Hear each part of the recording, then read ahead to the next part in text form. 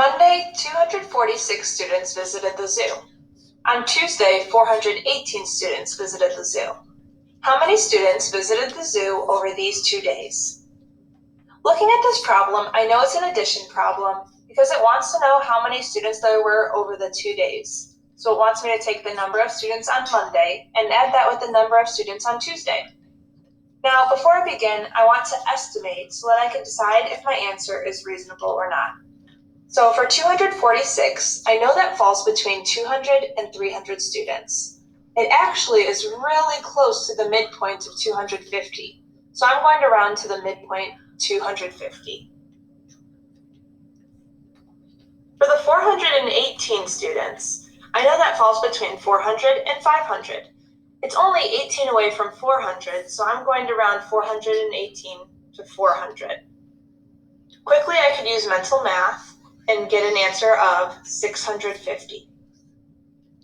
So I know that about 650 students visited the zoo over those 2 days. Now I can move on to using a strategy to solve this problem.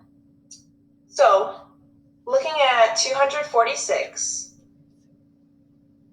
plus 418, I'm going to use place value and break apart the different place values in order to add these numbers together.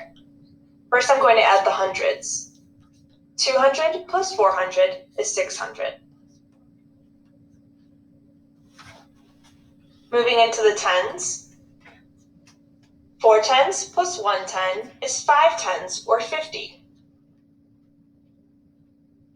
And then moving into the ones place, 6 plus 8 is 14.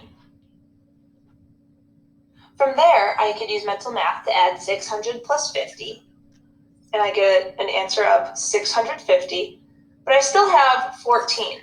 And actually, adding 14 to 650 is a little bit hard for me to do mentally. So I'm going to break it apart by place value and rename it as 110 and 4 ones.